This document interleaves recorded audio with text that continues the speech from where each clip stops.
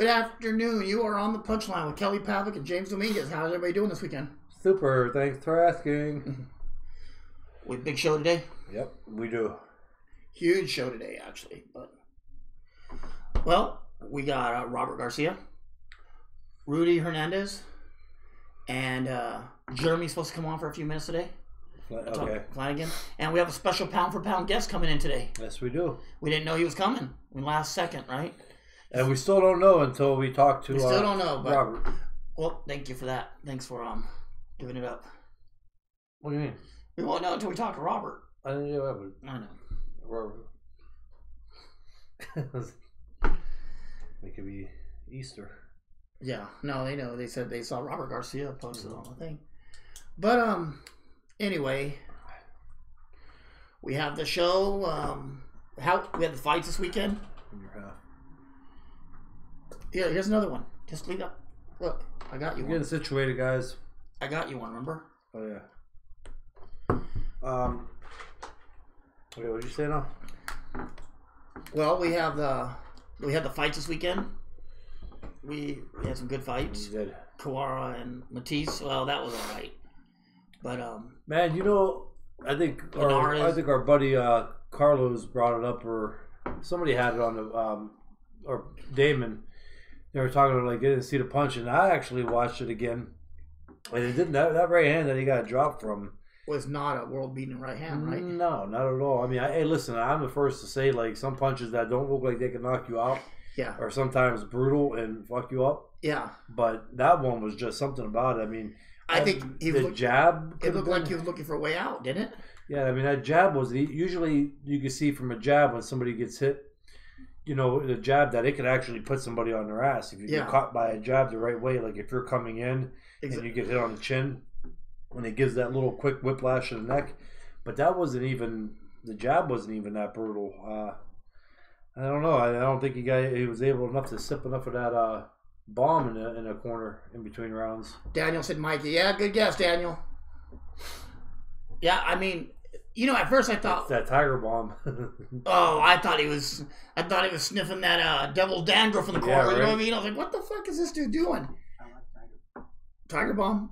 What's it smell like? No, it smells. I just like to use it because it gets all hot. I mean, he was snorting the shit in the corner though, sniffing it. Weird fucking dude, man. I still don't. I know. To be all kidding aside, I don't see it really as an advancement. No. At all. Do you think they were using it like a smelling salt or something? It could wake you up mentally. Because I mean, some of that. If Batista hits you, you're gonna go to sleep for a little bit. You know what I mean? It helps alert you, which can. It's an advantage. Yeah, I don't know. I'm just trying to come up with some kind of. Yeah, because if anything that it makes you do that helps you or enables you to do something better. No, also it clears the head. Like. I guess in other words, be able to plan what you want to do next makes you quicker, sharper, more alert. Well, didn't they ban smelling salts out of the corner for that same rean? It could be, yeah, because it does make you a little bit more alert to what's going on. It does. But, it's crazy. Hey, Wato, you want to get me up on that show? Sorry about that. It sucks because I have to update my computer all the time, so like it constantly has to update because they don't show everybody it's on there. It's Damon. Hey, what's up, Damon? How are you? Rebecca, hi, and thank you, Damon, for our submit. We've been submitted for a Webby. Yes, we have. That is the radio show's version of an Emmy Award. So we'll see if we win it.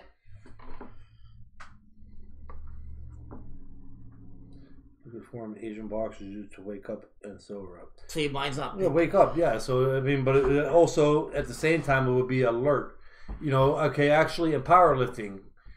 I lived in a drug-free raw powerlifting where they don't use steroids at all, and they test you. I mean, they're strict on that, but they still allow you to use. It's kind of the same thing as Tiger Bomb. It wakes you up, it alerts you, it helps you to concentrate and be able to like focus on putting that weight up to get you in that mental mindset. Yeah. So I guess I can see why that would be an advantage. You know what I mean? Like, hey. Yes, we want you to be alert in the boxing ring, but you got to do it on your own natural ability or yourself. You know, on your own ability, yeah. Anything that's an enhancement, I think should be. So I agree. I mean, I think he should get suspended or I don't know. No, Oliver Studd saying he had to hit him. I think Matisse did land a hard shot. That first shot dropped him. Yeah, I can't remember. Yeah, if it was the first or the last knockdown. I don't know what transpired between there, but I'll tell you what, Matisse looked like shit. Yeah. I'm not going to sit here and say he didn't. He looked like garbage that night. I mean, it wasn't his best showing. No, and I contribute a lot of that. Believe it or not, I contribute a lot of that to I thought maybe ring rust, or maybe he overtrained for this fight. You could easily overtrain. Don't get me wrong, but he hasn't fought in how many days? I mean, it could also it could just be it was a bad night. It could have been that he hasn't fought. It could be him getting fucking old overnight.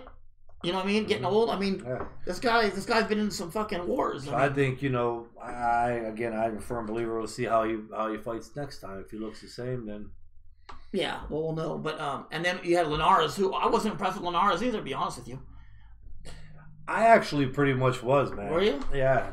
I thought he fought a good fight, man. He looked good in that fight. I thought he did. I mean, his hand speed looked really good. His conditioning looked good. He just looked sharp. Well, the problem with Linares is he never does enough to outshine somebody. He just does enough. Do you know what I mean? Yeah, Max mentioned that at the beginning of the fight. Did he? Yeah, I said the same. Yeah, I said the same thing, but he doesn't do enough. But he looked. But this last fight, I thought, compared to some of his other fights. But can you do those type of things with Lomachenko or Mikey and get away with it? You can't do those kind of things. No, absolutely not. They'll whoop your ass. You fight. But the thing is, what would he do? Against them guys? Well, he's in discussions opened up today between Lomachenko and Linares today. Yeah. So the fight's going to happen. They said it's either April 12th or May. Or May 23rd, maybe? Or April 12th is going to happen. And they're looking more at April because I don't think having that fight in May right after the Triple G Canelo fight would be great because everybody's on a boxing hangover that week. You know what I mean? Yeah. I guess possibility. You ever done that? You've been to a big fight and you just don't want to fuck with boxing for a week or so. You just like, fuck. Well, you get a good one like Linares and Lomachenko. Yeah, I guess so. I guess we'll be there. Yeah. We're just going to stay in New York another week, right? Yeah, you know what? Because, go to Vegas to New York. Linares gets destroyed by Lomachenko. I don't know. He's going to get destroyed. I think he's going to be competitive. I really do. I think. Who was that? Stephen Casper said Linares gets destroyed by Lomachenko. I think Linares is pretty good. I don't think he's... Yeah, and I'm not saying... I used to do this with like Mayweather. Like, oh, this guy's going to give him a hell of a fight. But I think with the size and the strength of Linares...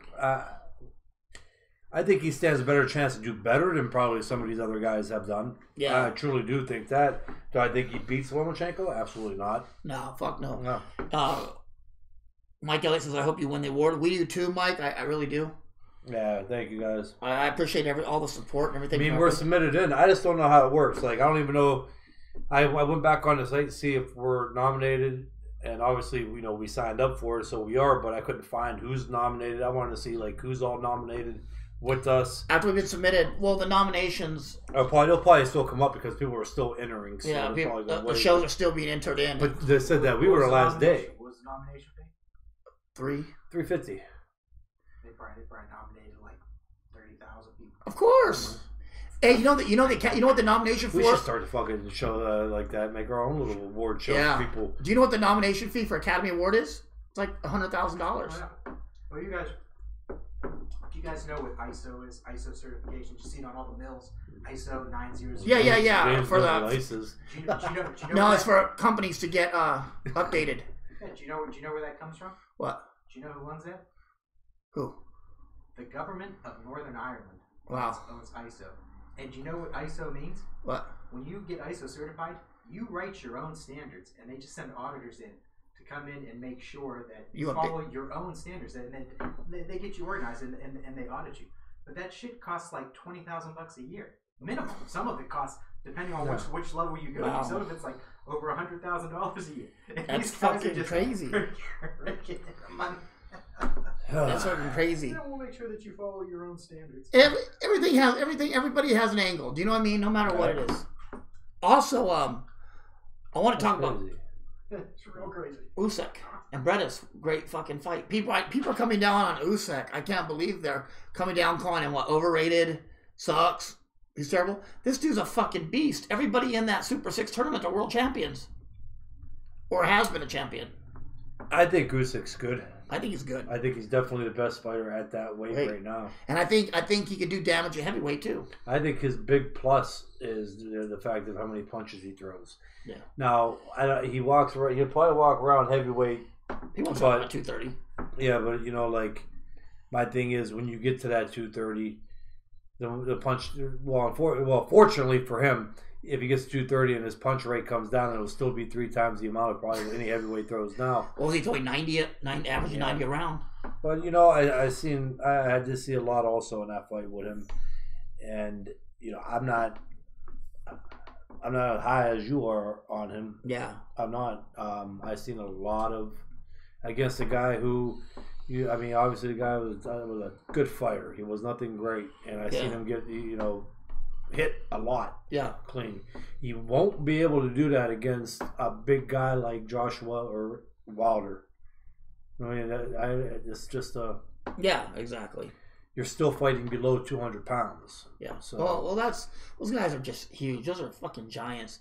But do I think Wilder is technically superior to Usyk or even Joshua? No, not at all. I think.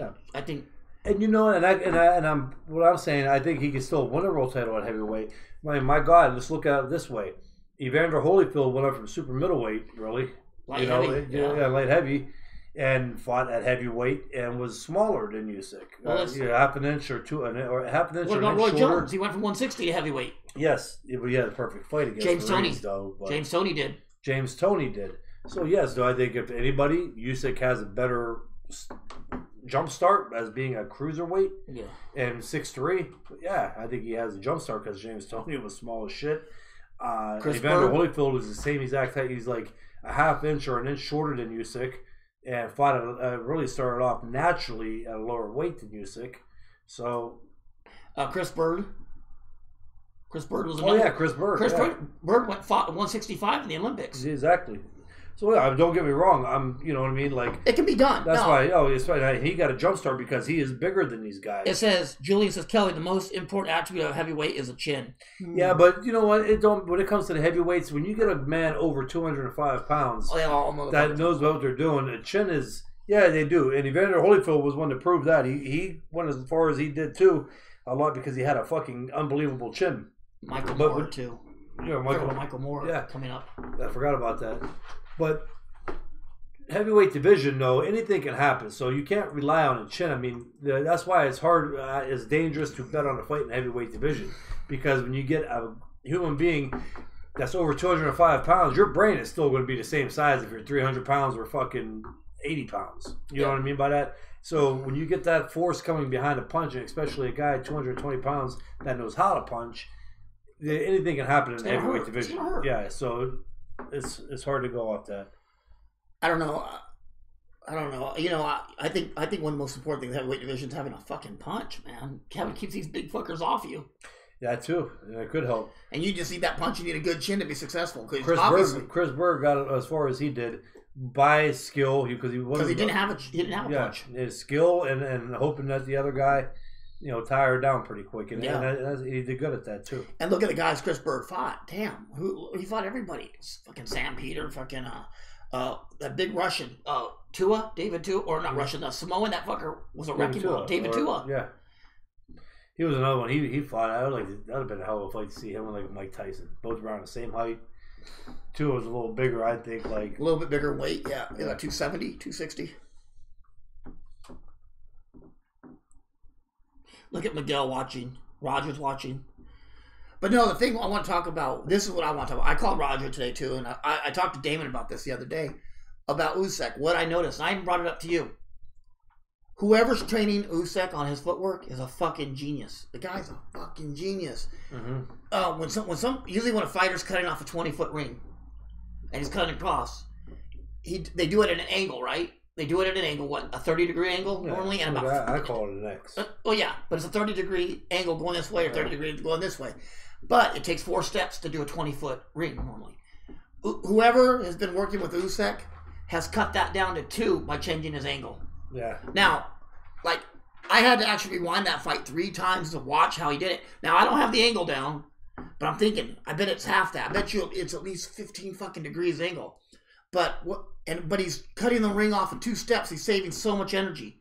But what he's doing is, when he cuts that ring off, what he's doing is he's giving false distance. It looks like he's in range and he's not. When they throw the punch, he's not really there. It's amazing watching the guy. I mean, again, he's good. Well, Lomachenko does the same thing with the distance. He cuts the ring off quick. I know, with the little small feet or strides too. Size 8.5 feet. Yeah, that's how quick he is. No, what I'm saying is he's doing the same thing. There's something in their training. Somebody's training them to do this. Your boy Miguel's out of control, man. What do you say? Can you zoom the camera on cue that? That fucker, man. I just found out he raises a bunch of cats. No, probably. He does. He has a bunch of cats. Probably the closest thing he gets to pussy. Julian, actually, I talked to Roger. Roger works the strength and conditioning. He said he's not doing that with them. They have another trainer that's doing that for their footwork. It's not Lomachenko's dad doing that part. That's what I thought too. It's not. Are you going to give Robert a call? Yeah, give Robert a call. Hey, we're going to go to our first guest. We're going to go to. I told him this time. World-renowned trainer Robert Garcia, and then we're going to talk to him. And you guys have any questions? We'll get you in on it. Did that question go through okay? Yeah, I don't even know. You could ask James. What was the question? I just wanted to make sure you got it. I don't know how to say the name. I'll hit it to you real quick. It's I misspoke. Question Steve from Steve. What do you guys think of Garcia versus Gassiev? I got Dorticos beating Gassiev. I got Dorticos and Usyk in the finals. In the final for this. Yeah. Bro, really, this 2-step, he knocked that angle down to 15 degrees from a 30-degree ring cutoff. Because when you cut the ring off, it's about 30 degrees. Any guy will tell you that, any fighter, because like an X in the ring, like you're making an imaginary X. 30 degree. It's 30 degrees. Just say an angle. Why you gotta be a fucking dick all the time? Because it's 31 degrees according to Telly. Now, but 30 and a half. 30 and a half. 30.006 times pi. 3.14. If you take out the equation, by the time you move that foot across over, you're stepping off the 30-degree angle. I'm about to quit this fucking show. No, but he somehow fucking did something awesome. And we're gonna talk to Robert Garcia. Oh, I'll probably gotta take this off, huh? Case? I might be alright, I don't know. It's not ringing yet, is it? Is it on speaker? No, It's still saying it's calling. I don't know. That sounds right. That's good.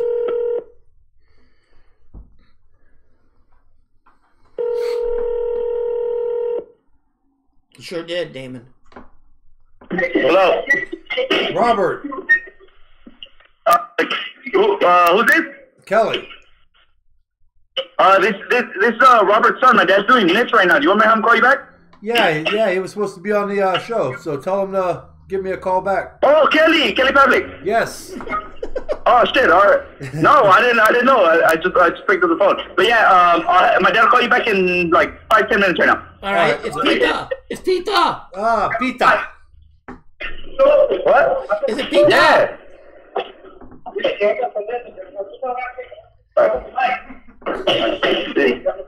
My dad's asking if you talked to Mikey. No, we haven't talked to him yet. No, que no he hablado con él. All right, yeah, my dad said he'll call you back right now in like 5-10 minutes. All right, sounds good. All right. All right, guys. Well, he's going to call back because he's actually working in the midst, so he's going to give us a call back in about 5 minutes. And if we talk to Mikey, so now you know who our guest is today, guys. Our secret guest is Mikey Garcia. We didn't know he was coming until last minute, if he does. Oh, should we call him? What? Well, Robert's calling in 5 minutes. Okay, well then Mikey might not come on today. Well, no, we can get in touch with him after. He's at the gym too, right? I don't think. No. We'll text him real quick. Tell him. Robert said he won't be with me at 2:45, so you could call him. That was after I was already busy and I didn't get to see it. Okay. So. Well, we'll try to call him. If you want to call him, go ahead. We can give him a few minutes. Well, we'll talk to Robert first. Yeah. If we can't get to him today, we'll get to him next week. Yeah, no big deal. It says, you see who Roy is fighting for the last fight? Did you see that? Well, Roy Jones is fighting? Yeah, he's fighting Scott Sigmund. Scott Sigmund, yeah. Yeah, I did see that. I thought Roy Jones was done fighting his last fight. Didn't he get knocked out bad? No, he won. He knocked him. He won that last fight. Roy's poor Roy, man. You know what? I hate to see a guy go that direction. I really do. You know. Mm-hmm. Yeah, Roger asked that. Yeah, Roger, he's fighting Sigmund. What do you think, Lenar's performance? Can he beat Lomachenko? I think he will. I don't know, Steve. That's a pretty. No. I thought his performance. I wasn't as high on his performance as Kelly was. I think he's a good fighter, but I think Lomachenko's gonna beat him. Yeah. I mean, even with his I thought his performance, he looked really good in that fight, but I don't see him beating Lomachenko. I mean, I see him doing a little better than most people have, but I still don't see it a really competitive fight. Julian said, "Ask Robert how much Old Man G actually trained Mikey. He's done all the training for Mikey." Julian, Robert acts as a second assist for Mikey. Triple G does all the training for him. I can verify that by being there in camp. He runs the show. Didn't he step down? He came back just because Mikey came back. Yeah, but Daniel says, Groves and Eubank, we know, Daniel. I'm watching that tomorrow. Actually, I'm gonna fire stick that one. The punchline says it's Jones versus Scott Sigmund. A little behind on that, but yeah. Good job, Punchline. Good job, Punchline, for being there for us. Punchline even argues with us. Have you ever noticed that, Punchline? Yeah, our own people argue with us. Like, no. Our own people behind the scenes can't stay the fuck behind the scenes. They gotta come out on the shit and argue with us. Hey, did you see the shit with Amir Khan and fucking what's that fucking guy's name? He has the same name as the guy from Cheaters. The TV show Cheaters. Which was that? Amir Khan's fighting that fucking dude from Canada. He wants you to go on his show. Remember? Oh, I remember that show, Cheaters. Great fucking show. You wanted me to go on the show? They want you to go on remember he does a little show with cooking and all that. What's his name? Fucking Amy, what's the fucking guy's name that's fighting Amir Khan that you know? The one in New York that we wanted us to go to New York for the show. Yes. Right? Oh yeah, didn't he have like an Italian last name? Yeah, he has an Italian name. He threw water in Amir Khan's face. Or Amir Khan threw water in his face because he started bringing up about Amir Khan's wife cheating and shit. I was like, dude, that's some dirty shit to bring that up in a press conference. There's just something. Hey, did they say they're calling us back? Yeah, he'll call you back in 5 minutes. Is it 5 or 10? 5 or 10. Yeah, no big deal. Greco. That's it. It's Greco. Oh, okay. But I think of Greco, I think of the host from Remember the show That's Cheaters? my brother-in-law's name. I should remember that. Kenny Greco. Yeah. But that guy has the same exact name as the people from Cheaters. Kenny's your brother. I know Kenny real well. No, you don't. Yes, I do. I used to do a lot of stuff with Kenny. I bet he did a lot of stuff for Kenny. That's where we I took go get free donuts at the recycling center on Saturdays. Phil Greco, that's the same. Yeah. Real good dude. I don't know. I think Phil was out of line on that. We should go down this Saturday. I'm up for that. I'll go. Come on. I will. I think Phil was out of line with We can go loot some brass from some condemned houses. Fuck it, we don't need to talk about boxing. We'll talk about every fucking thing else. He might Kenny. Yeah. Oh yeah. Kenny told him to go down to the South Side Recycling. What? No. Phil LaGreco. Yeah, we're good on that. I don't know. I'm fucking like out of it today. Anybody else out of it today? I actually got good sleep last night too, the first time. I went to bed at fucking 10 o'clock and woke up at 8 with my mask still on too. Didn't even take it off. Yeah. Got up and started doing fucking jumping jacks and 4 in the morning, I had to take a wicked shit. My stomach was hurting. you had to make a doo-doo pie. Mm-hmm. 2. Anybody got questions? Did everybody see? Everybody? Nah, they're waiting for you guys to talk about doo-doo pies. Oh, so we're supposed to stick to the script today, like just straight boxing. Well, I want to get that stuff knocked out first. What stuff? The boxing stuff knocked out first. Yeah. Because we're not going to get a chance. We have the Well, guests. yeah, I should talk about it now. Hurd versus Lara. Nobody's asking. I think Lara's going to win that. Hurd's an idiot. I misspoke earlier about ISO being owned by Northern Ireland. You know what? Switzerland. Even if Hurd knew what was going to happen, Closer. he didn't have to. He didn't have to be that petty and go there. Do you know what I mean? Greco didn't have to be that petty and start talking about his cheating wife and all kind of other shit. You know, there's some things you don't do. You gotta leave some things alone. Yeah, when you start getting into personal shit, that's... You know, I mean, and then, especially when Greco was eaten up by Errol Spence in his last fight, and then and he lost somebody, I don't even know who that guy fucking was. Really, I would just be happy that I'm getting a payday, and I would shut the fuck up. Yeah. Stage or not, you still don't say that kind of shit. Well, just like this one we're about to say. Yeah, Jamie Lynn's hoeing is out of control. Jamie Lynn's hoeing is out of control. Every fucking page and every fucking post is some kind of hoe shit. Dude, I even seen one. I had to stop in Youngstown earlier the other day. I took that picture of Gibson, and right on the fucking telephone pole was a picture of Jamie Lynn and her phone number in Youngstown, Ohio. Nuh-uh. Yeah, I thought it was Big Bird for a minute, and I seen it was Jamie Lynn. Did you see the one where I said that she got a promotion at work today? Yeah. She got a promotion at work today. They're feeding her in carrots and sugar cubes. Roger is good. That new maxi pad they came out with works pretty good. You're watching the Super Bowl. Who's going to win? I got New England. Yeah. I got New England, guys. I'm not a New England fan. Can't go against the greatest. You know what? I'm not a New England fan. I fucking hate New England, but you got to accept Tom Brady for what he is. And fucking guy's the greatest quarterback to ever play the game. I still think Manning was, but... Well, I love Peyton Manning. I'm a Denver fan, but, you know... It's up in the air, though. I mean, not up in the air. I have to go with what Tom Brady's done, especially last year, what he did with that comeback. That was fucking sick. Peyton Manning's, won 2 Super Bowls, and Peyton Manning's running out of fingers. Yeah. But, yeah. I'm sure Tom Brady's got other places to put them rings. Giselle Bundchen snatch. Yeah, That's right. a good place to put them. Gives them a good reason to go finger. That's wrong. Robert. What up? What's going on? Oh, man. Just you're finishing up with some of the guys. I thought I was a little more important. I thought maybe you'd take them hand mitts off and hurry up and get to the phone. What's going on? Not much. You guys ready for me? Yep. You are on the punchline with Kelly Pavlik and James Dominguez. All right. We're already on the show? You're on the show? You're on the show, man. Oh, beautiful. All right. Sounds good. We know you're busy, What's up, guys? What's up, James? What's up? How you doing? Yeah, we know you're busy, I'm so good. we're gonna get you on and off so that way you can do what you got to do. Definitely. Well, what do you got coming up? We have, what I have next, February 10th, Mikey's fight got postponed, but I have one of my Olympians, Mexican Olympian fighting that same day in Juarez, Mexico. So that's what's next. And then, February 22nd, Hector Tanahara. Then we have March 10th with Mikey. It looks like the night before Mikey's fight, we might have a show in San Antonio with 5 of our young prospects fighting on that card too. Wow.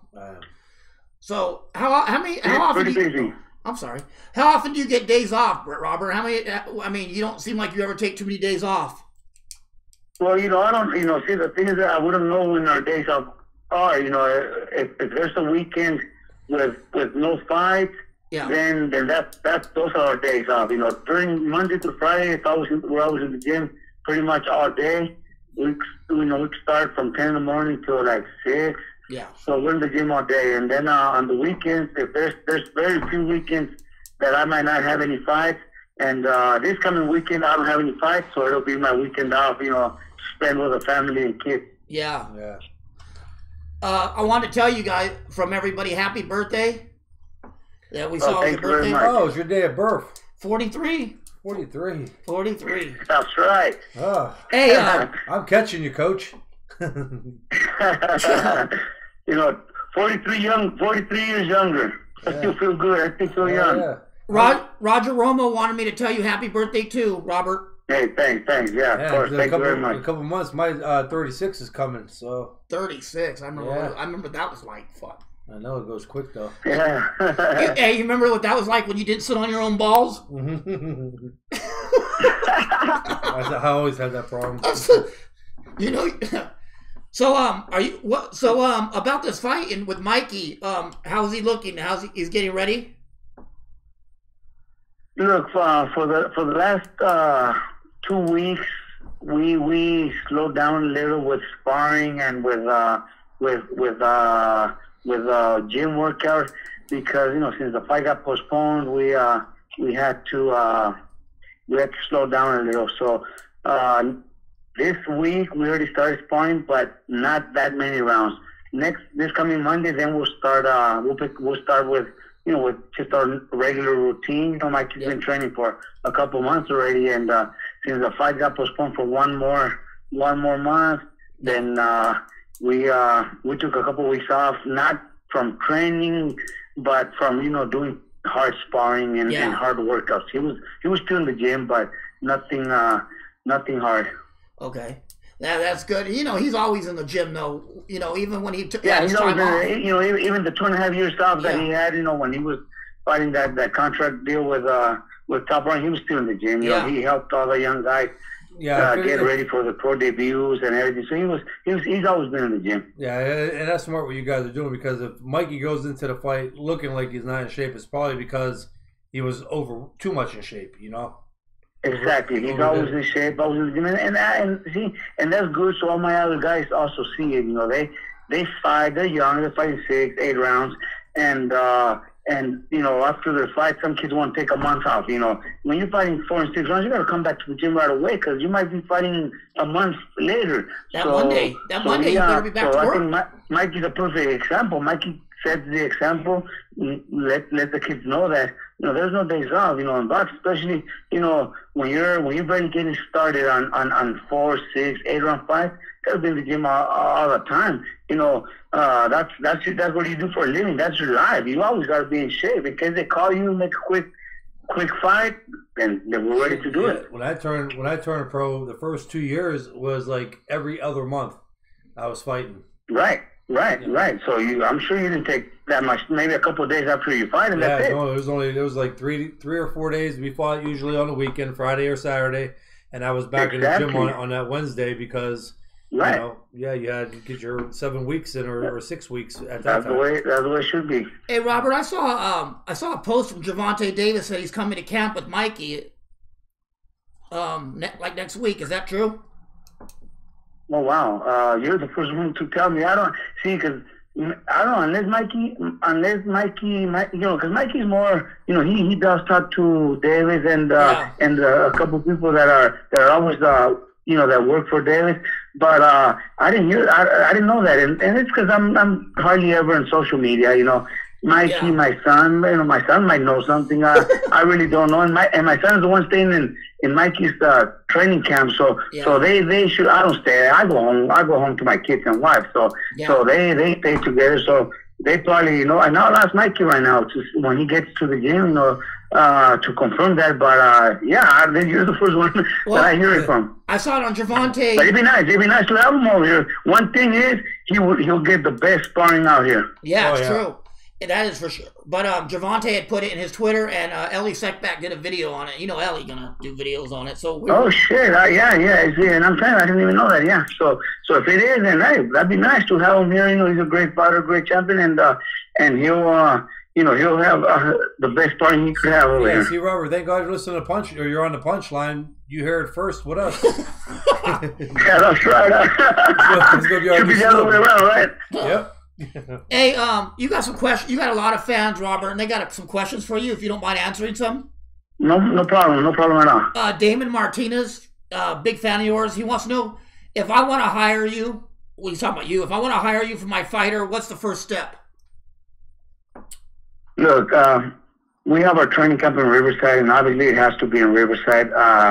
I can't leave training camp to train somebody outside of Riverside. This is where we're at, and that's the first step.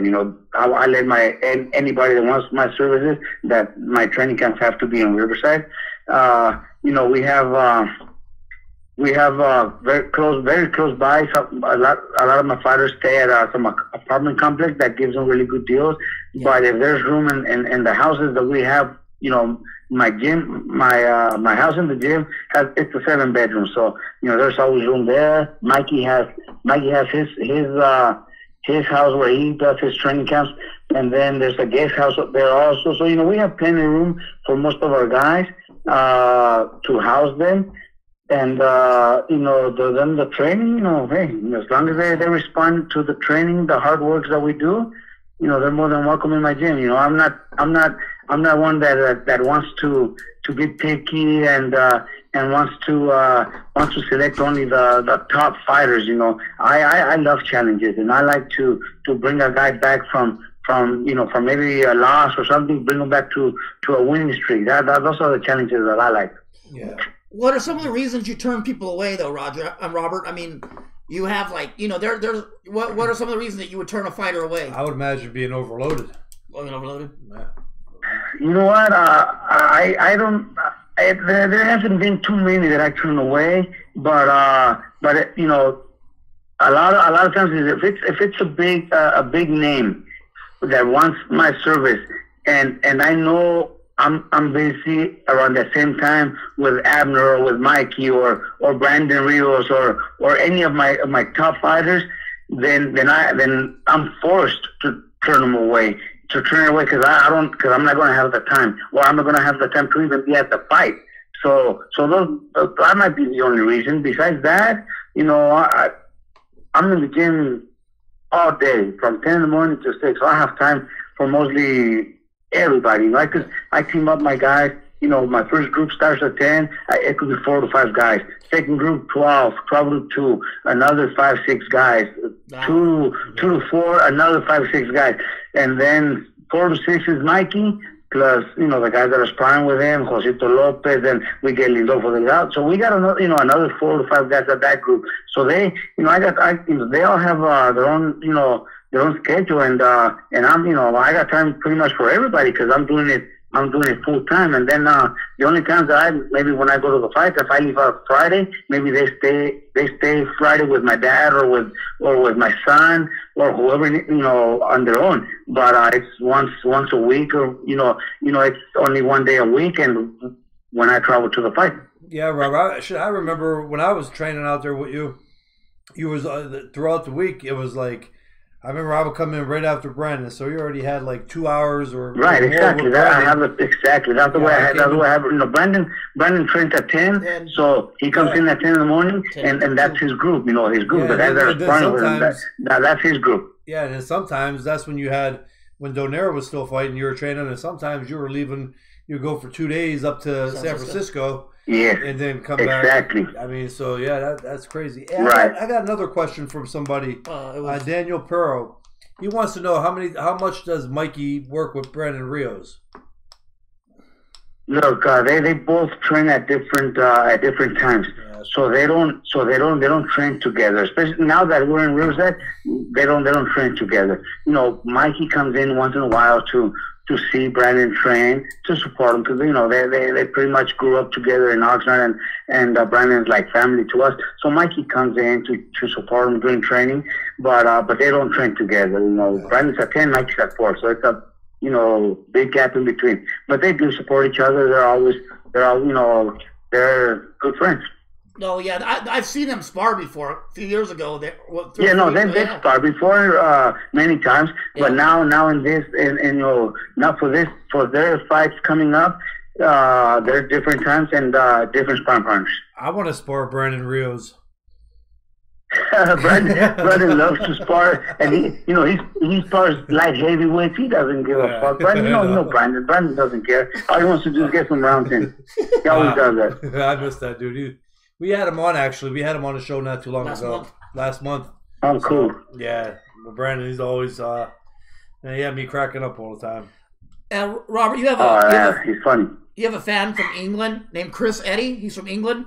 He wants to know if Mikey wants to fight. Is it true Mikey wants to fight Spence at the end of the year? You know what? We were watching Spence fight. A couple of weekends ago, and we were watching it at my house. Yeah. And after the fight, well, we seen what's his name, the lightweight. So I don't even know his name. The guy that was challenging Mikey, IBF champion. He's Broner's guy. Easter, Robert Easter. Yeah. Easter. Yeah, there you go, Robert Easter. So we're watching his fight, and we're watching, because that's a possibility. You know, Mikey's champion at 135. So we're watching the fight, Mike's like, fuck, I ain't gonna fight this guy. He fucking sucks. And pretty much, you know, like he kind of, you know, a lot of people thought he lost. So Mike's like, nah, forget this guy. So then we continue watching the fight, and Errol Spence starts fighting, and fuck, you know, he's looking good, strong, very accurate, you know, nice, you know, everything good. And then Mikey just brings that up. He's like, how about me against what's his name? Spence. Errol Spence. How about me against Spence? I'm like, what the fuck are you talking about, Mike? He's like, yeah, you know, if I beat Lipinets, then I fight in the summer, you know, say Linares or some a good name, and then I go to welterweight before the end of the year. Like, come on, Mike, don't even say that. My dad obviously didn't like the idea. He's like, you crazy, shut, you know, don't even talk about it. Let's take our time, you know. But Mikey, it seemed like Mikey was serious about it. But they're in my house. Well, we played around, you know, we joked about it. But then we go to New York the following week, and Mikey starts talking to reporters about it. Yeah. So, yeah, we saw that. You know, I get Mikey serious, but you know, it's always a business, and eventually, like I tell Mikey, my dad says the same thing. Eventually, yes, you might end up at welterweight, maybe because of the big fight, just like Pacquiao has done or like Mayweather has done. They're not solid welterweight, but when the time is right and the fight is right, maybe you go up to welterweight and challenge the champion. But sometimes, you know, when you know it's not the most dangerous fighter out there. You know, Spence is the most, you know, talented fighter at welterweight, I think. So it's you know, it's a fight that I definitely wouldn't okay, at least for right now. A few years from now, you know, they're both, you know, big-time guys, pay-per-view guys, and of course those are fights that might happen, but at least for now, I wouldn't want to. I mean, Mikey's got a free belt. Knowing Mikey would do it. Yeah, Mikey's got a free belt waiting for him at 135 to add to his collection of trophies. Exactly. Yeah, exactly. Anybody in the top 25 can take that belt. Yeah. But also, I want to ask you a question myself, Robert. You were a two-time world champion. What was the difference between being a champion back then and being a champion now? Like, what were some of the differences? Look, nowadays, there's a lot of politics in boxing with the organizations, the WBC, the IPF, the WBA. Most of the times now, nobody's even considering the number one contender. You know, your mandatory titles. It's very you see it very very little. You know, right now it's about, you know, which promoter has the big names and fighting them against his own fighters. You know, it's not easy right now when promoters are not working with each other. That's a big difference. But I think the main difference is probably the purses, maybe, because, you know, I see what all these guys are making now. You know, the guys that I work with, and what we hear from other, you know, it's just a lot more money now. You know, I don't know.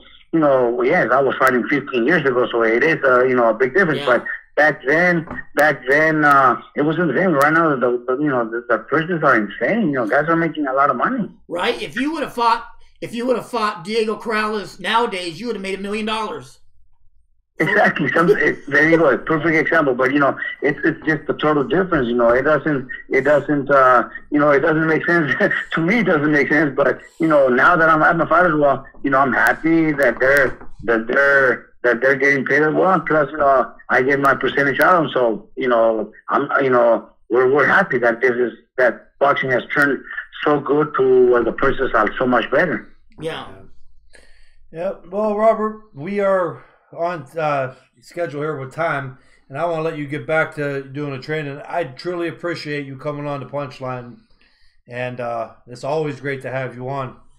Yes, it's an honor to have you on. Hey, Kelly. Hey, no, thank you guys for having me, Kelly. You know, you've always been great person, great fighter, and we love I love the fact that we, stay in touch, so thank you guys, and every time you guys need me or any of my other fighters, just let me know. For sure, and I'm still going to make it a point. I keep saying, when everything slows down, I'm going to get out there and come out there. You have to, yeah, you have to. We would love to have you. Well, yeah, I gotta come out. We gotta do another. We gotta do another episode of what was that called? All right, thank you guys very much. I'll talk to you soon. All right, Rob.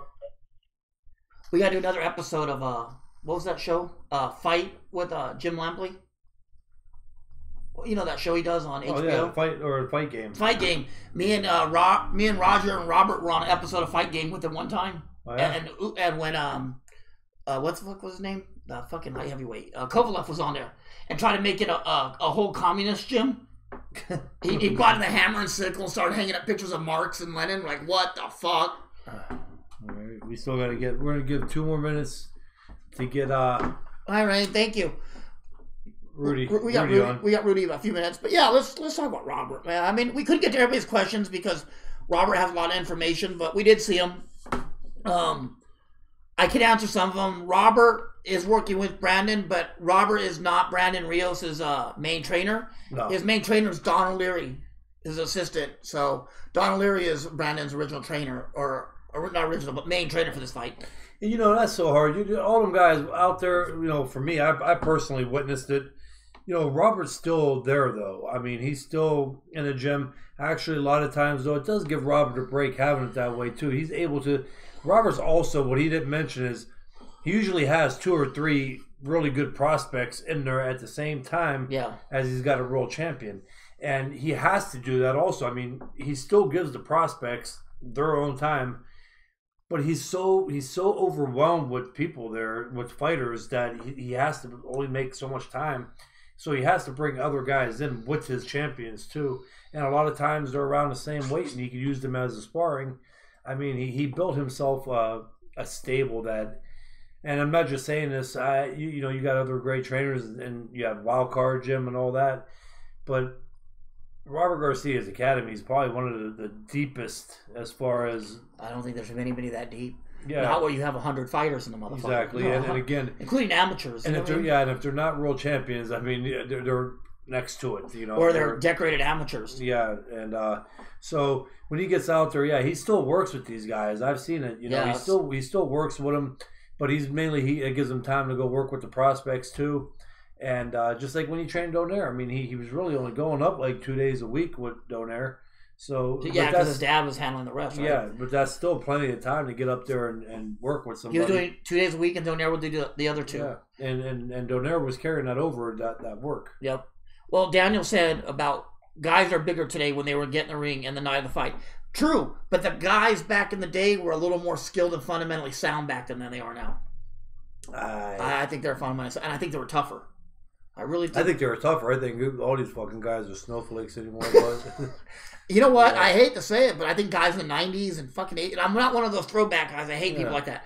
But they were. Those fucking guys would take fucking, their eye would be hanging out. You didn't see nobody stop a fight. No, I agree. You remember the cut with Gonzalez and Carbo? Yeah, you know what? I don't know if these kids are pampered that much more either. I mean, the amateurs were always kind of strict too, but they weren't as strict as they are now either. And a lot of these guys are just accustomed to the fact of like when something bad happens to, postponing or quitting or. And it's true. I mean, they're not as tough. You want to call Mikey for a few minutes and see if we can get him on between Rudy? We still have 12 minutes. People are asking. Well, we'll try to give Mikey a call, guys. Let me text him first. I don't want to put him on the spot. Okay, it said, so the cameraman is not going to zoom in on Pavlik? Who said that? Who do you think? Oh, Kitty did. Fucking. Did I? No, Rain, you didn't miss the gym guest. We're supposed to have him on, and Robert asked if we were going to call him and put him on because they talked, but I don't know. We'll check. We'll see what's going on. I'd rather give him a week's notice, man. I don't want to put him on a spot. Well, it's always fun to put him on the spot. He gets mad at me. What's the only thing you can do is holler at me over the phone? Yeah. Tell you to fuck off. And I lose a buddy. Nah, you're good. Right.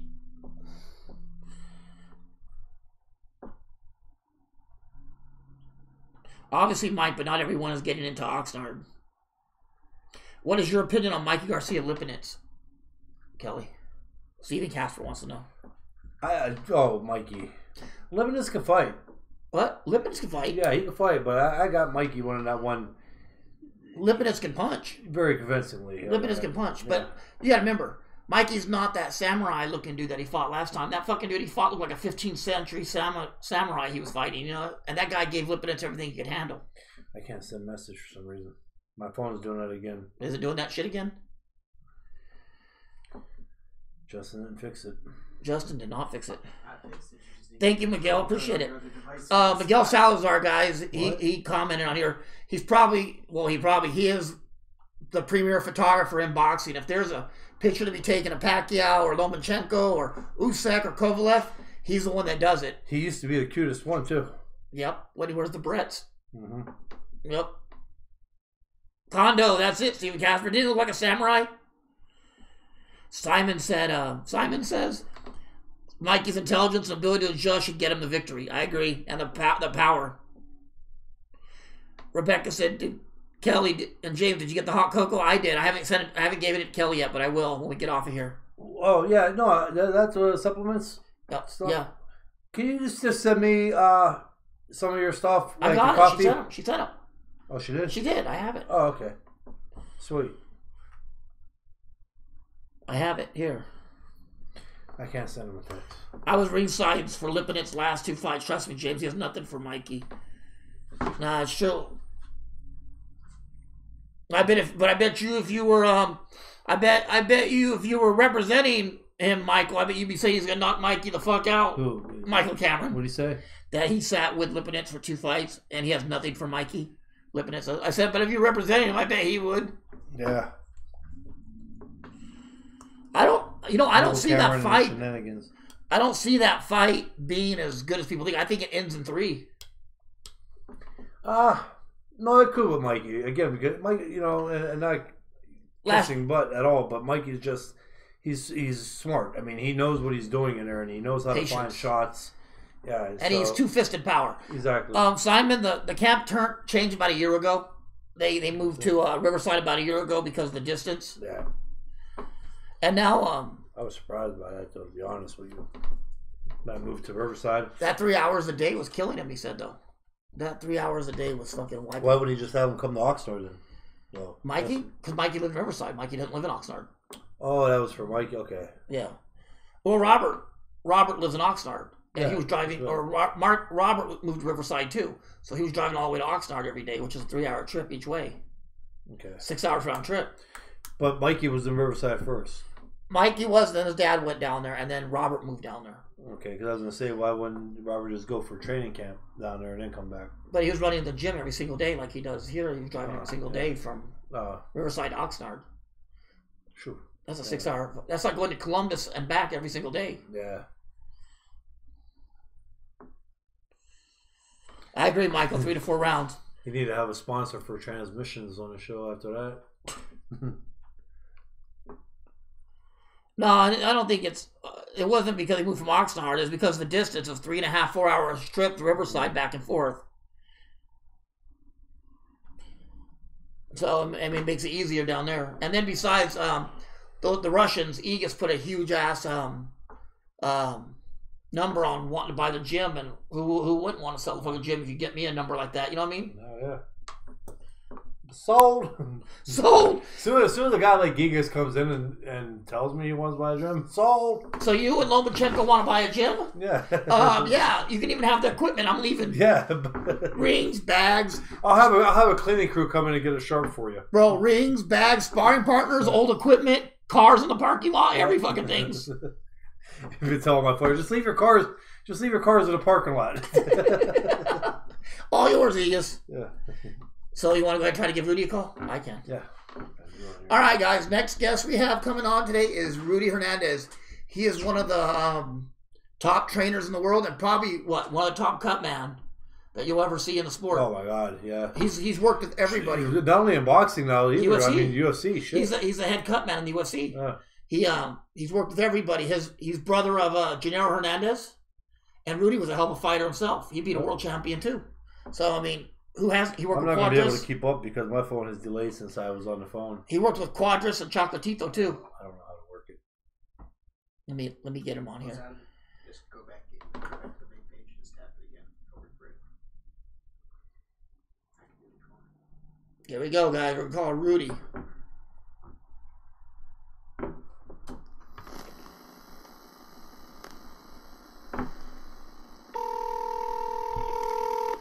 I think it's live now.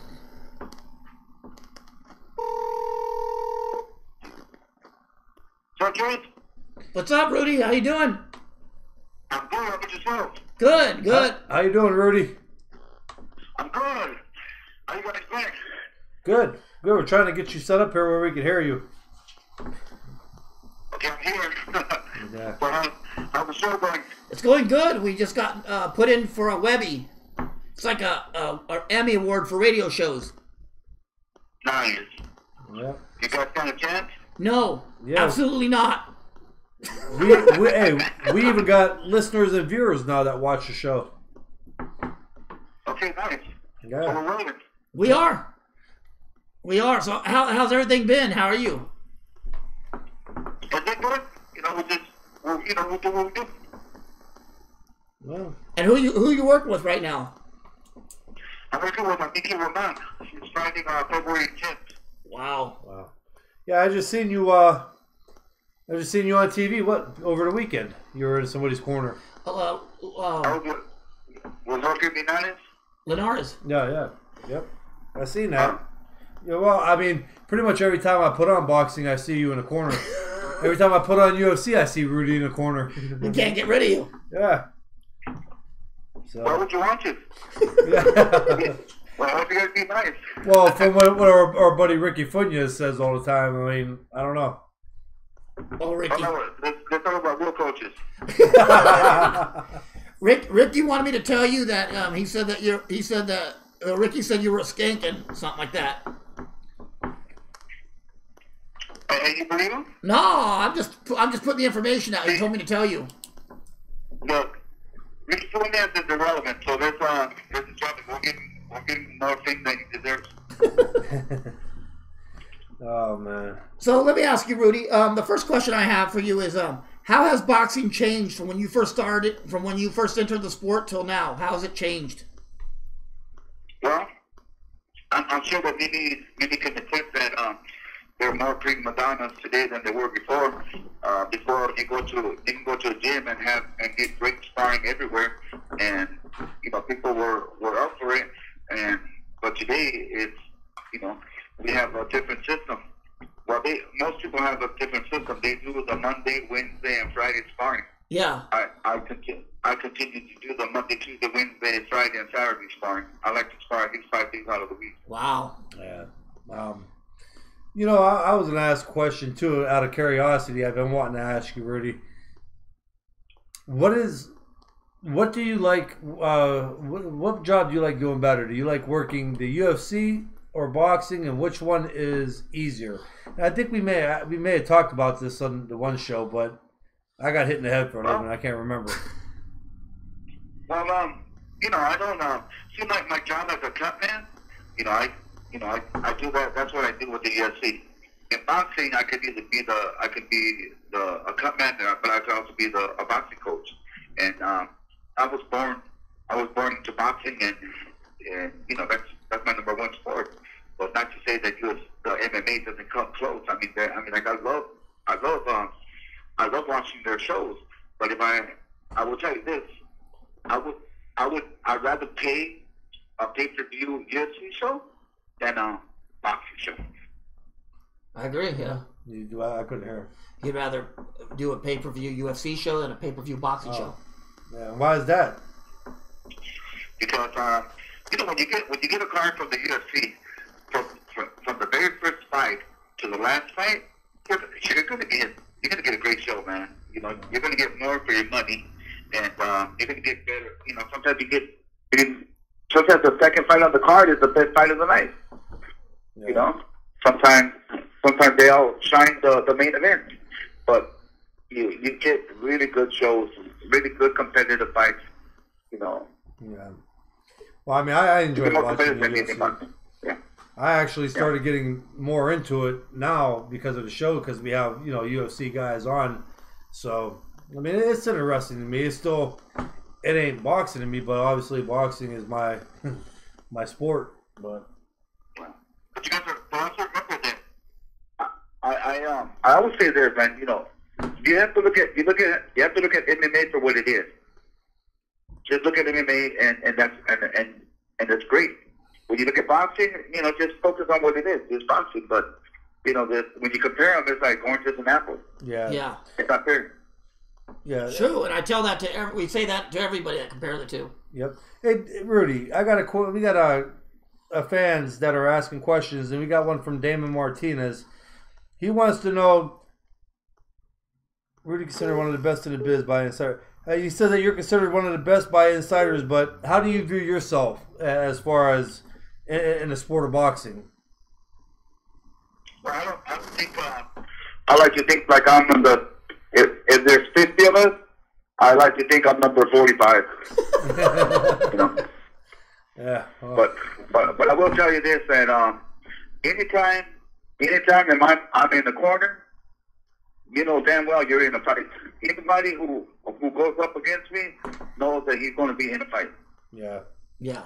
No, definitely. And this Michael Cameron kind of brought up a good point. He says a cut man's job is very underrated outside of boxing insiders to a casual fan.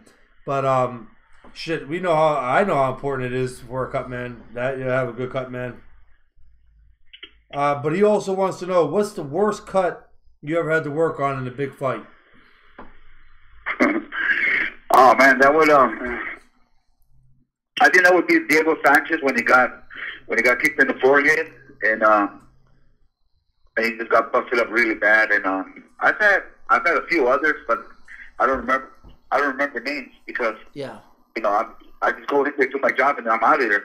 But I always hope not to be a person that needs to go in there. Yeah. I always keep my fingers crossed that I'm not needed, because you know I'm not there for the fun of it. I hope that the opponent that I'm working with doesn't need me at all, and you know, and we're good to go. Thank God Diego didn't need you when Matt Brown knocked him out with that elbow last month, huh? Yeah, man. You know, like you know, when I look back on MMA, and I say, you know, I tell people, okay, Clay Guida and Diego Sanchez. Yeah. Those two guys are the ones that got me hooked on MMA. That was an amazing fight. Yeah, no, but those guys, any fight that they've ever been in, you know, win or lose, they come and they give you the 100%, man. True. And True. They're the reason I like MMA. Hey, Rudy, I think we got another really good question for you. Simon Rula Kapaba. He's a writer. Our writer. He goes, when he stepped into guide Alvarado's strategy between rounds and took over the corner in the Brandon Rios rematch, was that planned or how did it play out? No, I trained Mike Alvarado for 2.5 months for that fight. I was in Denver, Colorado, and because I didn't want to wear the mic that they put on the corner, I had Sean. I gave it to Sean, and I told Sean, you're gonna go up the first round, and then I'll come after, and I'll work the corner. Wow.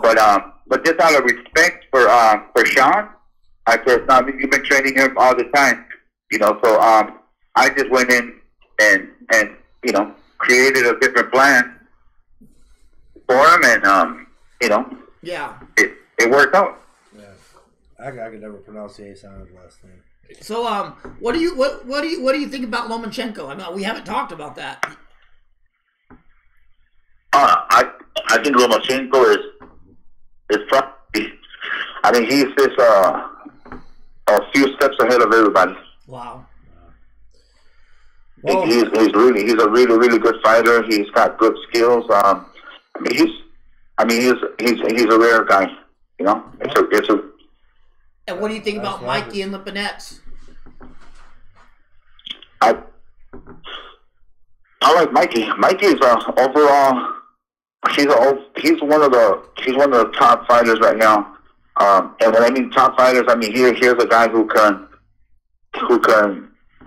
fight practically anybody. Yeah. You know, within his weight range, and he knows how to figure guys out. Yeah. He knows how to read them, and he's very patient and he's accurate when he needs to be, and he's good on his defense. Very underrated defense. I agree with you, and I agree with you on the Lomachenko too. I mean, how you assessed him, but yeah, Roger Romo said, "What's up, Rudy?" And hey, what's up, Roger? and we got you. You want to ask that one, Michael Cameron? Last question. Michael Cameron wants to know, what are the credentials to be a cut man? Here, Michael Cameron's new career. Yeah. Yeah, it's like you gotta go to the amateur shows and work with fighters. But you know what? Everybody nowadays is a cut man. Everybody's a boxing coach. Everybody knows. I mean, it sucks because at the end of the goddamn day, man, everybody who steps up into a boxing ring is pretty much, like most fighters right now carry their team. Yeah. Most fighters. I'm not going to say names, but most fighters carry their team. Yeah. The coaches are unable to bring out to better a fighter because they're not capable. Yeah, man. I noticed a lot more in these fights too. Honestly, I see 3 or 4 people. I see a shitload of people in the corner. I thought you could only be limited to so many in the corner. It seems, I swear to God, it seems like last week there was like 5 guys with their heads popped through the corner. Well, remember Michael Hunter's corner had about 10 motherfuckers out there. Yeah, and one's head over the ring post, another one on the right side of the rope, another one on the other side, a guy in front of them. Yeah, I thought they were limited to 2. Yeah. 2 or 3, yeah. Looked like there was an octopus working that corner with all the hands running through there. When you got, my guys is me and another guy, and maybe just me and 2 others, and that's more than enough. We don't need more than that. But just me and my Japanese guy, Daisuke, me and Daisuke can handle any corner and any world champion by ourselves. Just the 2 of us. We don't need a whole goddamn entourage. Yeah, it's true. And we also know that you're about to make your next world champion, that your son is turning pro in Japan in March. Is that correct? Yeah, supposedly he's scheduled a fight on March 1st, but I think that's been scratched off. Yeah. And but you're gonna hear of him. His name is Tony Princesa Estrada. That's his name. Yeah, we watched him come along through the years. I know I have. But what was your thinking about avoiding the Olympics and turning him pro? Because he could have done, he had that option to do either one of them.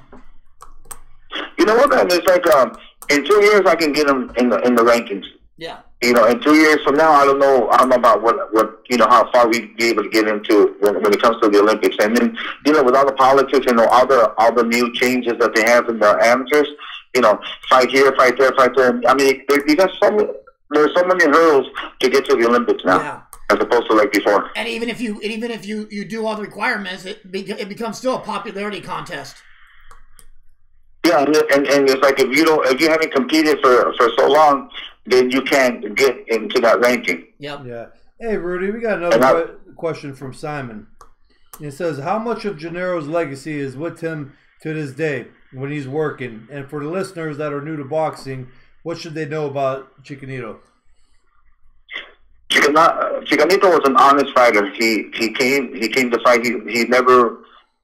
He always came in condition. He was a dominant 130 pounder from 91 to about 98 when he lost to Floyd.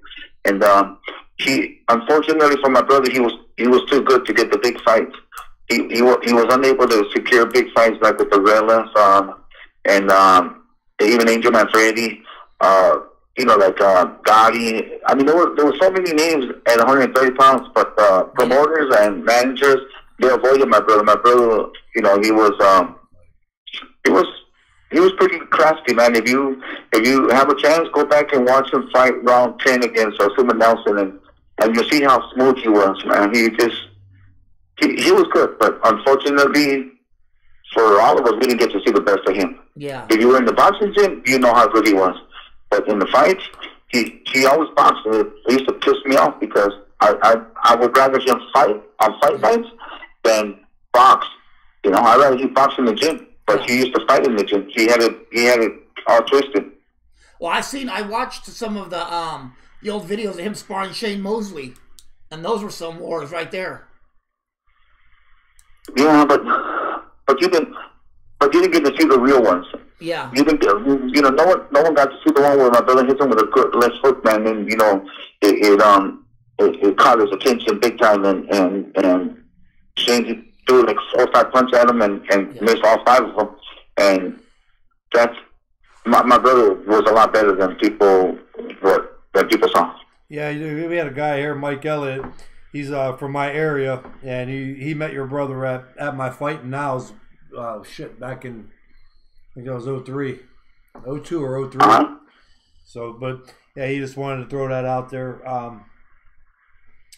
Yeah, we're looking at questions for you. You got a lot of questions. You got a lot of fans, Yeah. Rudy. I'm getting blowed up with them, and I'm trying to get them in. Yeah.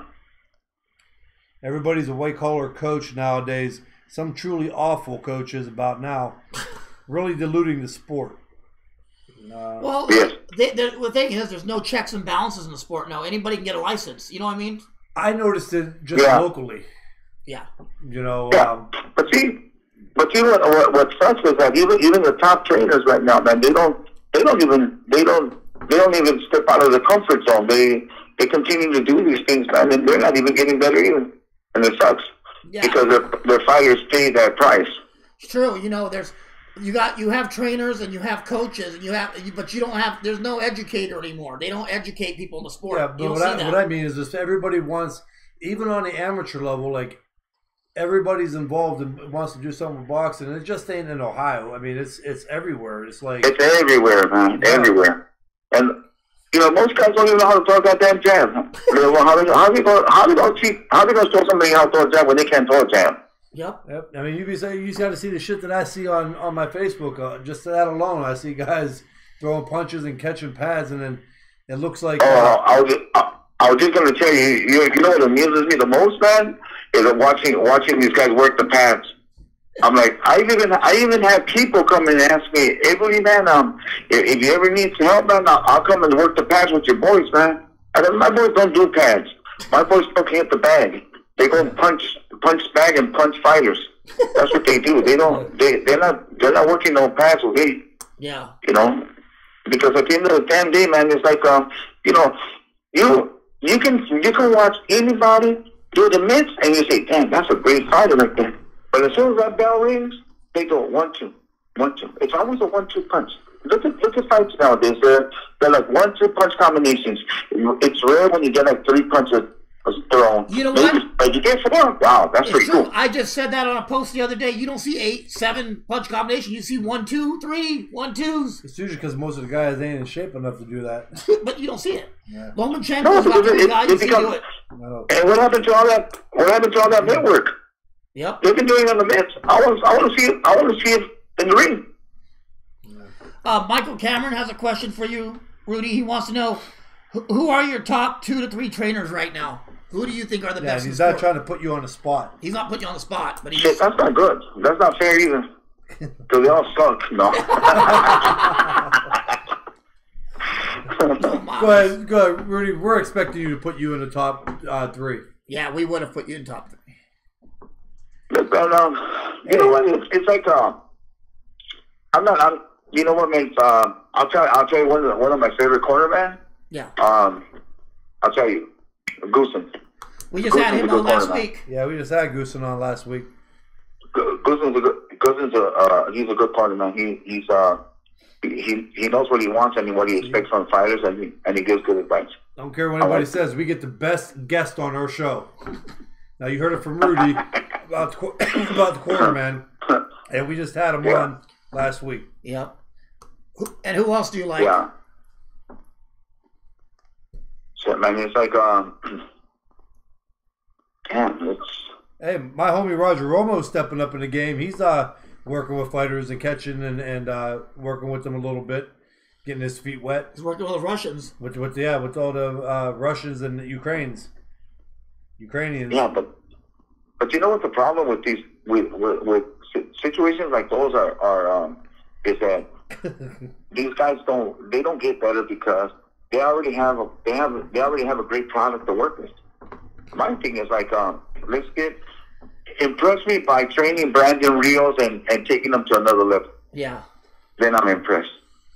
Yep. If you can get like Buddy McGirt, when Buddy McGirt took over Gotti, you know, he took him to another level. That I can respect. But I think, and I'm talking out of my ass now because I'm not there, but it's what I see. Yeah. But Buddy seems to be gotten too comfortable now, where you know, he's not making that change. You know, he's not doing. I don't think he's living up to his potential. Yeah.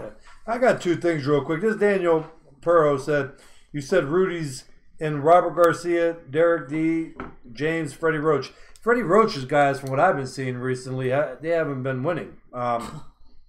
But and then Miguel Salazar goes, ask Rudy if Funes is an underrated trainer. Who? Funes, your buddy Ricky. He went out. Ricky Funes is an underrated trainer. Ricky ain't never done anything in his life. I mean, like, so how can he be underrated? Oh, so he has no. He's not available for ratings right now, huh? No, he's not really. I mean, like, really? I mean, like, that's not fair. But then you have so many others out there that are out there busting their asses, you know, going to amateur shows and working with fighters.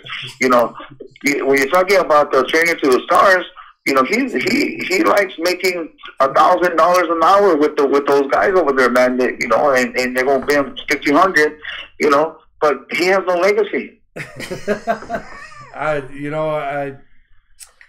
It could be a smart thing, though. You know, you don't have to work that hard. He gets those celebrities in there. You keep that fucking money. I don't care. You know, I still make enough to where, like, when I eat okay. You know, if I can get my meal for the day, I'm fucking happy. I'm good to go.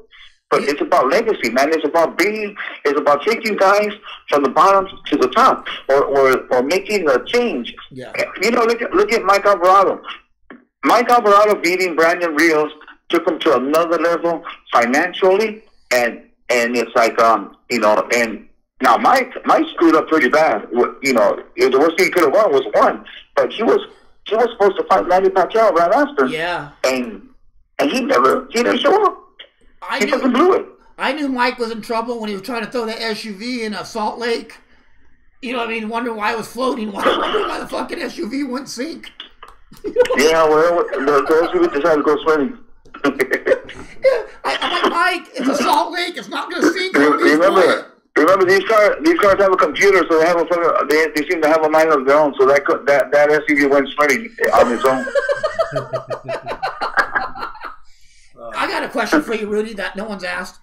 You worked with Edwin Valero, and there's a lot of talk about Edwin Valero nowadays. Everybody's bringing him up. How would he do against Lomachenko? How would he do? Well, is the power he had, was that legit power? Was that really, you know what I mean, was it what was advertised? Man, Edwin Valero was a badass, man. That guy can fight, and he can box. You know, you saw a sloppy Edwin Valero, but there's videos of him, you know, doing some great boxing, man, in the gym. The guy knew how to box, and he got careless because he depended so much on his punching power, man. But you know that he was a different breed, and there's no ways in hell he would have quit. He would have never quit like Walters did. Yeah, and I mean, you actually worked with Nick too for a couple fights, didn't you? Yeah, I worked as a cutman with him, and then I helped him like for 2 weeks at a boxing gym. For 2 weeks. I was there. Do you remember it was over in Yeah, that's right. That's right. You were there. We went over to Ponce's gym. You were there as well. Yep. Yeah, I was there. He was sparring with Tite, right? Vasquez. Yeah. I remember that. But but like I said, man, it's like but Edwin Valero is a whole different. He's in a whole different category. Him and Lomachenko would have been a really good fight, because I can assure you this, that Edwin Valero, he was special too, man. Was he? That would have been a great fight. I would have liked to watch that fight. Oh yeah, was he able? Could you deal with him? Were you able to? You know that they said he had he was hard to deal with. You know what I mean? No, he wasn't. No. Look, and I'm sure Pavlik can attest to this. You know what makes my job easy is the fact that I'm able to explain it to him. And when I can explain something to a fighter, and I got his attention, he's going to believe me, because I'm not talking out of my ass. Yeah. True. And when you can get a fighter and you explain to him, okay, this is the reason why we're going to do this, and then he sees it, and he'll do it. Yeah, it's true. Oh, that is that. But when you come, yeah, when you come talking nonsense, I mean, like, you go, get the fuck, get out of here, man. You know, you're wasting my time. Yeah, you know, that's funny when you bring that up because, like, I knew how good Valero was. Well, I didn't. I didn't. I wasn't like you and James. I didn't get to see him really live though, like sparring and where you could really see how good he is. I didn't get to catch pads for him to really feel how hard he hits. But I know. I mean, that is an interesting matchup. You know, Valero versus Lomachenko. I mean. That would have been something to see if you could have talking about dream matchups. That would be it. Well, I saw did you see the videos of him sparring like at the Santa Cruz brothers and yeah, they just had. I seen that a couple and months Antion? back. Those wars. Yeah, but you only got a glimpse of that sparring. I'm talking about how about days before or days after. Yeah, those were even way better sparring. Whatever you see on YouTube. Yeah, man, that's just a little taste of what you saw with Edwin. Oh, I know. But when he knocked out Antion, then okay, that's the killer. Antion's knees were outside the ring. His knees were outside the ring. Buckled. He buckled, but it's not so much how he buckled. It's you see how his head was turned completely almost around, man. Yeah. It was brutal. I mean, it was just brutal, man. And the last question I have for you, Rudy, is if you could give advice to a young guy coming into MMA or boxing, what would that advice be for a fighter? If you could give them something that they could hold on to? Learn your craft. It's simple. It's easy. It's learn your craft, and when I mean learn your craft, you know, you don't stop learning until you're retired. It's true. Yeah. And you know, most fighters, and Kelly can attest to this. You know, most fighters go in and they do the same thing day in and day out. They don't make changes. Like my guys know how to fight going forward. My guys know how to fight backwards. They know how to fight southpaws, runners, fighters. They know how to fight against the ropes, and they'll resort to whatever it takes to win. Yep. Yeah, you know, Rudy, like I tell people on that, no matter where you are in that sport, especially boxing or anything that you're into, whether it be football or right. lifting weights, you can never stop learning. Shit, I remember, man, right after I won the world title, I was 26 years old, and I was in there and I was watching two young kids in the gym sparring, and the kid was like 11 years old. And I said, holy shit, that was pretty sweet. I'm going to try that. You know what I mean? Like, you have to be, especially in that sport, you got to be open to always learning and figuring things out, because how many times in a fight or a situation you may be in where you're going to need to try something different to try to make it work, you know? Yeah. So, you're right. But all this is done in the gym. If you don't go to the gym and you work it out, and like, okay, for instance, like when my guys go in the ring and they get spanked by that one guy, okay, I'm coming back again tomorrow, and you're gonna spank my guy again. You're gonna spank him until the day comes where you don't spank him anymore. Yeah. It's true. Right now, Roger said that Kovalev's listening to you, Rudy. Who? Kovalev is listening to you right now on the air. Special K. Oh, he's a badass, man. I like Kovalev. Yeah, Roger said he's listening to you right now on the air talk. Yeah, and Roger agrees. You know, you can't. The sport has evolved. You know, you can't think you know everything in boxing, and it's true. Right. I can fit in the grand camera shit. I don't know. And a lot of trainers have that problem too. They're not open for. Yeah. They're not open. And that's why I say, man, it's like when you can explain things to fighters, that changes. Yeah. That completely changes everything. You know, because it's like they believe because you're showing them, you know, as to why you do certain things and why you will do it. Yep. True. I agree. Well, Rudy, hey, thanks for coming on, and we got to get you back on. It's always great to have you on the air, and you have a lot of people that tuned in. Just to talk to you. Yeah, just talk to you, and we totally appreciate it. So. Well, thanks for the time, guys. I appreciate it. Thank you. When we get out there, I'll buy the sushi. Yeah, you've been saying that like forever, man. And every time you come down, would you come back with your broke ass wallet? I mean, saying, "Oh, I forgot my wallet." Well, Rudy, I'm coming with him, so we'll buy you sushi. You buy a steak. All right. Yeah, no problem. Yeah, I got your steak for you. Okay. All right, guys. All right. Take care of yourselves, man, and keep up the great work. All right, I'll talk to you soon. Thank you, Rudy. All right, thank you. Okay, bye. Bye. That was fucking great. Rudy Hernandez, guys. You guys are not going to find him. We try keeping the interviews down to like 15 to 20 minutes. And I actually explained, me and James were talking today before the show, like, man, like people listen to them, but after a while they get into some parts that they're not really interested in. And nobody, when they're not interested, really, especially at home watching Facebook, I mean, you're going to go get some shit done at the house that you got to get done. But that was like one of them interviews there where you couldn't get off. No, because you couldn't. His experience, he's been doing this shit for 40 fucking years. 30 something years. I mean. And Robert, and I'm not saying it because Robert, my guy, the same way with Robert, but the reason why I let Robert go so early was because he was training. He's training fighters. Yeah, he was right in the middle of training. So. And we do have Jeremy coming on. I may have to reschedule that, Jeremy. I'm sorry, homie. We're just running out of time. We'll get him on first thing next week. I can get you on first thing Tuesday. Yeah, we got 5 minutes to kind of go back through some of these questions that people have.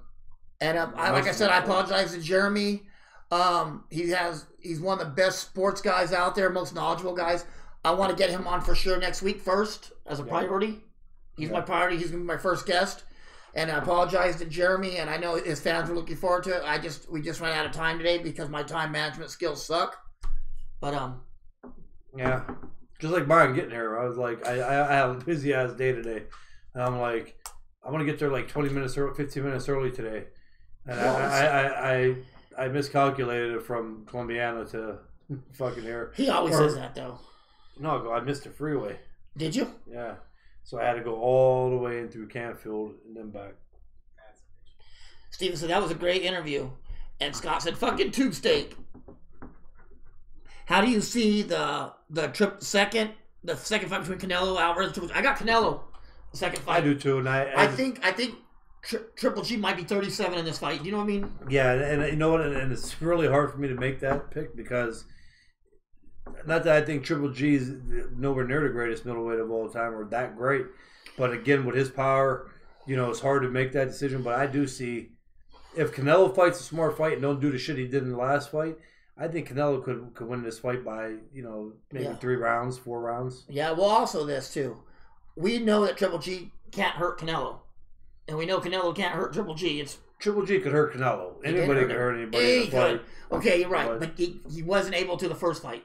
And I think that goes into the second fight as a psychological thing. You know what I mean? Yeah. He's not, like, what they say Rocky. Which hopefully it don't hurt him in that, though. No, what they say Rocky, he's not a machine. Yeah. He's not a machine. No, I agree with you. I mean, that's a good point you brought up, but that's a really good point. That could also be the fucking thing that hurts Canelo. Where he walks right into him? Yeah, where he's too overconfident. Jeremy replied, said, no problem, guys. I'll be here next week. I will, unscripted on purpose. Thanks, Jeremy. And again, we will have you on first thing next week, bro. It's my fault, Jeremy. My time management skills are terrible, but I will put you on first. I promise, homie. Damn, and would you expect anything else? Damn right, it was a gem of a show. You're right, You're right, Gerson. If once Canelo's out, I think Oscar's in trouble. I think Golden Boy's in trouble. They have some up and comers. They have kids like Virgil Ortiz that has star written all over him. Yeah. Ryan Garcia. The thing is, you're always going to get somebody. If one promotional company gets overwhelmed with people, it's kind of like college football when a team gives away all their fucking what do you call that, scholarships, and they got all these good players on. Guys are going to go to another, or they get their scholarships taken for molesting kids. Fuck. Hello, Penn State. Canelo saying he's going to knock out Gigi this time. Everybody's still got to hate on Penn State. Roger said Canelo saying he's going to knock out Gigi. That's what I'm going off of, Roger. That's why my prediction is not finalized right now. Canelo might be going into this fight overconfident and that he can't be, hurt. Canelo's not knocking out Triple G. When Canelo hit Triple G and he looked at him like fucking Batman, did you hear that punch? Mm-hmm. It snapped his head. He looked at him. I was like, fuck that. But, again, anything, especially when somebody hits like Triple G, shit can happen. I mean, you don't want to get cocky like that. No, but I think that Canelo maybe more the livelier guy in this one. You know what I mean? He should be. By all rights, he should have enough confidence going in. And have enough confidence going in. If he's seen like some of the things that he did wrong in that first fight and seeing that he could win that fight, yeah, he should. Orlando's watching the show today. You know what? I agree with you, Orlando. Triple G. I love Triple G. We even have a Triple G hat right here, guys. A real Triple G hat from one of Triple G's fights. His buddies must not be on. No. He decided to come on there and just support us. Oh, okay. So that's cool. Triple G hat. Kelly's going to sign it. And we'll give this out as a prize. And I agree with Jeremy on that. Triple G's chin is like cement. I think that Canelo's game plan should be kind of like the last one, but not sitting on the ropes all the time. Yeah. And says, how about Deontay Wilder and Southpaw Cuban, Luis? I think Wilder beats up. I do too. I don't believe Ortiz is 40 or 37. I believe that motherfucker's 50. Cubans lie about their age, just like Dominicans when it comes to sports.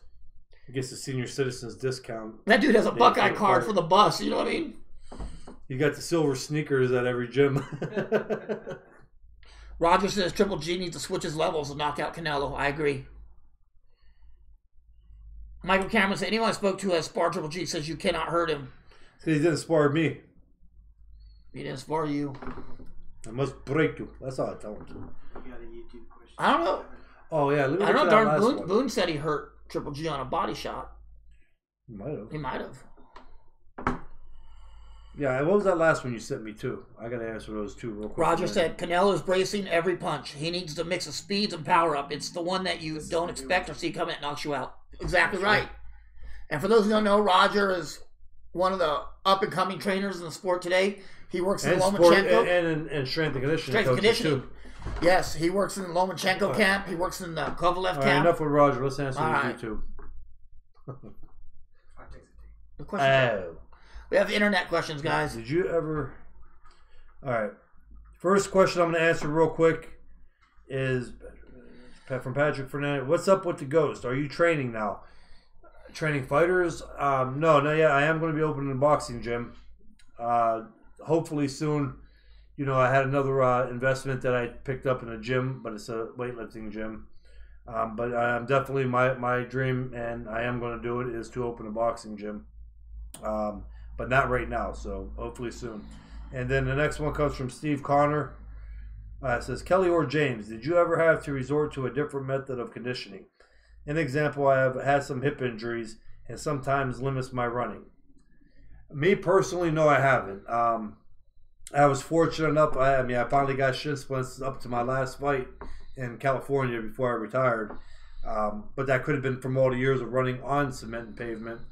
But I never really did.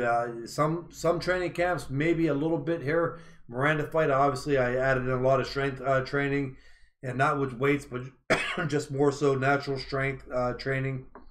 But I never had to. Have you? No. I'll tell you what, guys. The only thing I've changed up recently, I don't start sweating and breathing hard till my fifth donut. Yeah. But then I fucking, I have a little trouble. But no, usually when level 3 diabetes kicks in. The third Krispy Kreme, I black out. I'm like, No, when I boxed in the amateurs before the Army, it was a whole different level of training. I got to the Army, became more of a Spartan type training. The training changed, but the things you do don't change. It's just the level and how much you do of it changes. But other than that, good. And if that's pros or even amateurs, I'm sure some people probably train like get ready for tournament style. They may spar 4 or 5 days in a row. We sparred 3. We kept it at 3. 3. Pros, obviously, the more the rounds you go, the higher the rounds go, 4, 6, 8 round fight, you pick it up. But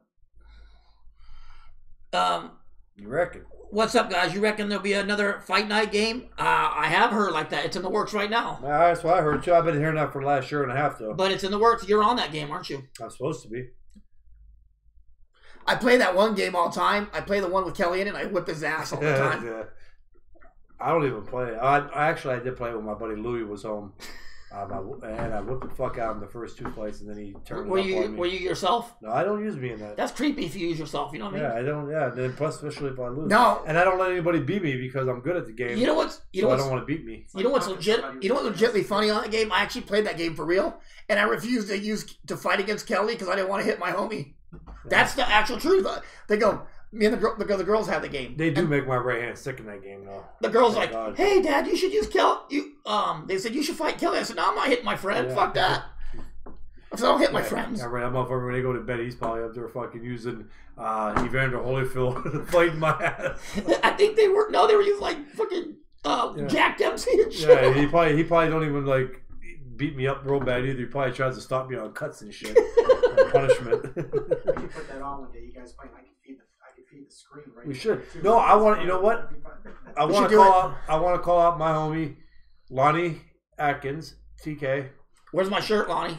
He's been fucking telling me that he's gonna whoop my ass in that game, and dude, I will fucking lay it on him. I got hands for like 20 days on that. He's gonna think that I have fucking like 20 punch buttons on that game from the combos I'm gonna land on his ass. Oh, we did get those boxing shoes that you have to sign. Oh, okay. But I have them here. Cool. All right, Michael. Thanks. Yep, we gonna wrap up. Got any last thing? No, I'm good. And thanks, James Lee, for I appreciate you coming and listening to the show too. And who's your go-to on the game, Kelly? Who do you use? I like using welterweight and lightweights in that game. To be honest with you, I like Manny Pacquiao's quick. Sugar Ray Leonard is my guy, but see, we're in this thing when we fight each other. You can't.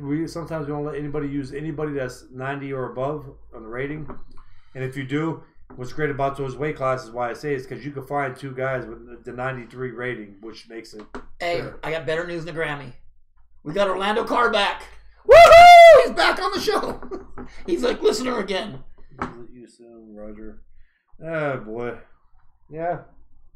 Until we say something you don't like. He's a Buddhist off. Or we take a week off. Nah, that's good. Orlando's our buddy. Also, guys, if you got, we've been getting some requests about the nutrition stuff. I want to go ahead and answer it again. Go ahead and message Scott Best or Rebecca Best, and they'll set you up with that coffee, the energy coffee and the energy stuff. It's awesome. We didn't have more time, but I will put it out there Tuesday. No, you know what? I'm going to run the show 1 minute longer. Listen, so far in our show, we have had a phenomenal guest. Just the last 2 weeks, I think that, we don't got to brag about it. The guests show for themselves. I'm going to fight Evander on that game. Please don't set us up guest if you could do that for us. We're very capable of getting them ourselves. And we got like the next 2 weeks. We're a month out. We're a month out on guest. Yeah, and in 2 weeks we're gonna have a really cool show. We'll mention it closer to when the show comes up, but it's gonna be very cool. Next week's gonna be fucking badass. Yeah, next week is gonna be a good one, and we'll let you guys know. Well, you want to talk? I'll know next week. Yeah. Next week, guys, we're gonna go off the grid a little bit. We're still gonna talk boxing. We always do.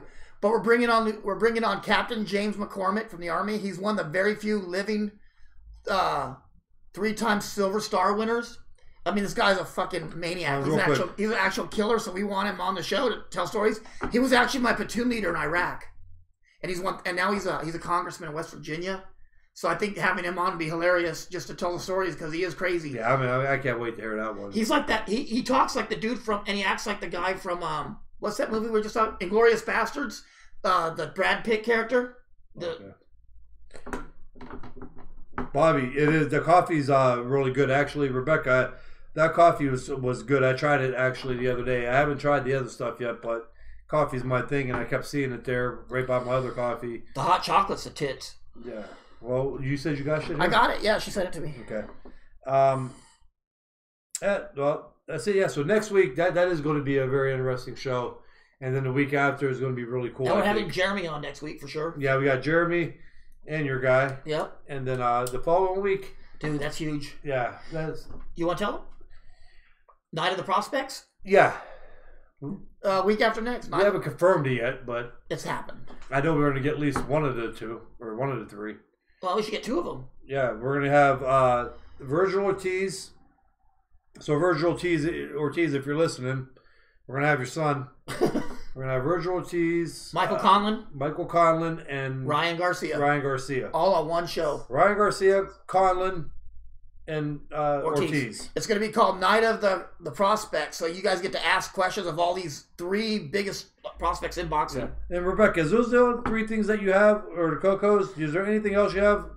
She has the energy, the spark stuff for the stuff for before your pre-workout. You see if she could send me and message me. I have it. Oh, all the other different stuff that she may have.